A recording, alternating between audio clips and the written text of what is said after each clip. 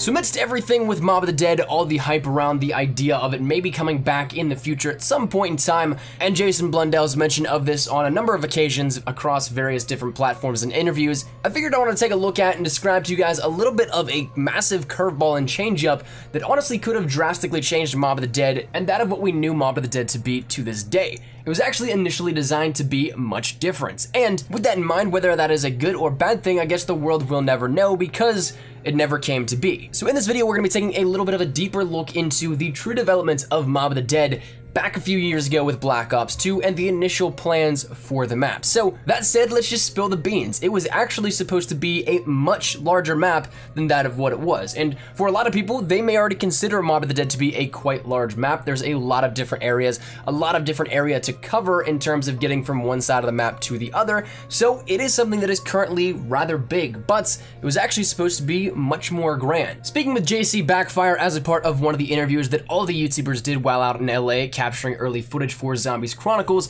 the topic of Mob of the Dead was brought up and how it wasn't really supposed to be in Zombies Chronicles. It was planned for something else. It has a different purpose, as Jason Blundell said, but they also discussed a little bit more of the development process of it and how it really came to be that of what it was. And so Blundell mentioned that the team went down to Alcatraz. They went and really took a nice exploration of it and even did some illegal things to record whenever they weren't necessarily supposed to, so they kind of broke the rules of Alcatraz in a sense, but whenever they did this, they actually mapped out everything to be essentially a one-to-one scale of Alcatraz. So speaking about the development process, he said that it was initially a much larger map. There were wings and whole portions of Alcatraz that were initially in there, but whenever they made it to the alpha stage, and that's whenever they make the full cut to parts of the maps and things like that to make sure that it is playable and it doesn't drag on too much or it doesn't become too tedious, this is then when they cut off complete sections of Alcatraz. So if you were to look at a map of Alcatraz, you can see that there are some places playable and some parts aren't accessible or just aren't necessarily there in terms of where you can go in the map. So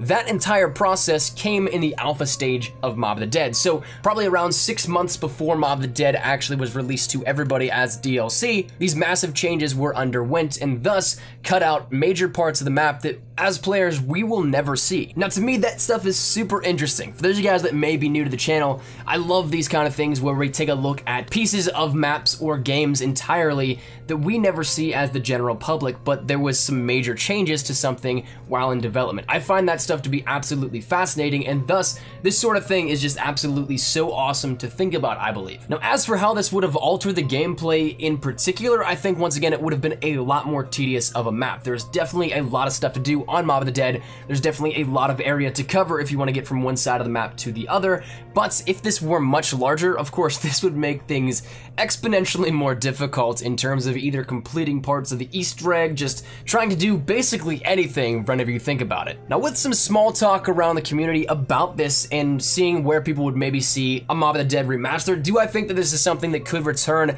at a later point in time whenever, say, Mob of the Dead is remade for the next Call of Duty game by Treyarch?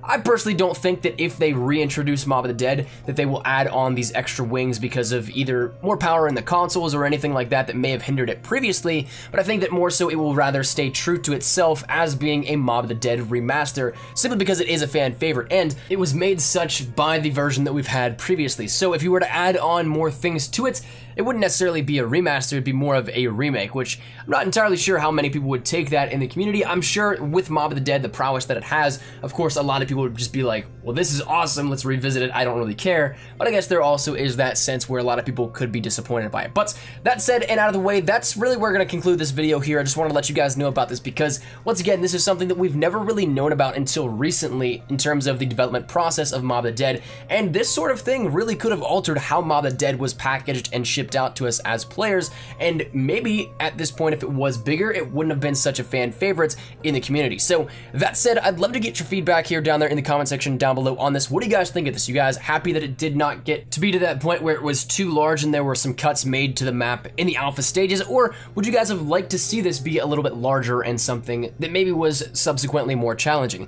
Love to hear your thoughts down there in the comment section down below. There's no right or wrong answer, so drop whatever it is down there. But if you guys enjoyed the video, make sure you drop a like down below, and of course, if you guys are new to the channel, make sure you guys subscribe so you don't miss a beat with Zombies Chronicles, anything zombies related, Black Ops 3 multiplayer, Modern Warfare Mastered, Call of Duty World War II, all that good stuff. We got you covered here up on the channel, and I want to thank you guys so much for the continued support on the channel. You guys have been killing it.